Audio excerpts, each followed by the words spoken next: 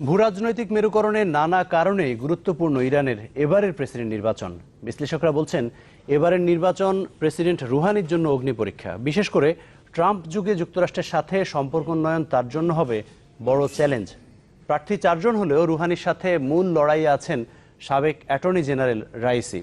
তবে বিশ্লেষকরা বলছেন, রুহানিই পুনর্নির্বাচিত হবেন।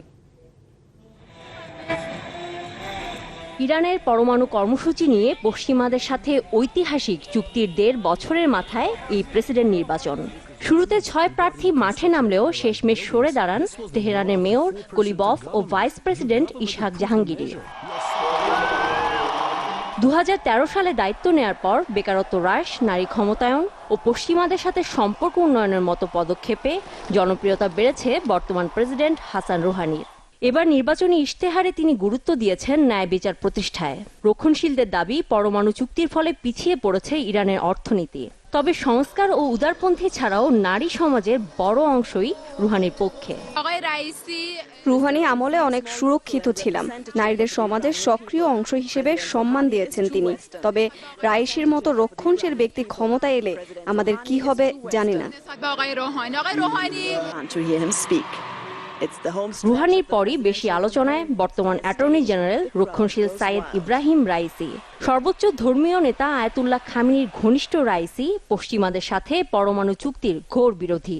তার বিরুদ্ধে অভিযোগ, 1988 সালের ডেথ কমিশনের সক্রিয় সদস্য ছিলেন তিনি। ওই কমিশনের আওতায় মৃত্যুদণ্ড দেওয়া হয় কয়েক হাজার রাজনৈতিক বন্দীকে। অন্য 2 প্রার্থী সাবেক সংস্কৃতি মন্ত্রী মোস্তফা মীর সালিম, সাবেক ভাইস প্রেসিডেন্ট মোস্তফা হাশিমি তাবা। ইশতেহারে তারা গুরুত্ব দিয়েছেন কৃষি ও অর্থনৈতিক উন্নয়নে। পশ্চিমাদের সাথে রুহানির পরমাণু কর্মসূচির ফলে যে সুফল আশা করেছিল সাধারণ মানুষ, তা আসেনি।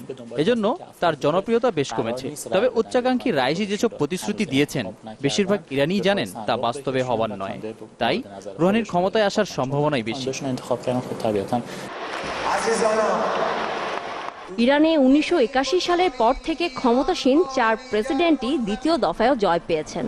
সে হিসেবে 55% জনমত জরিপে এগিয়ে থাকা বর্তমান প্রেসিডেন্ট রুহানির জয়ের সম্ভাবনাই প্রবল।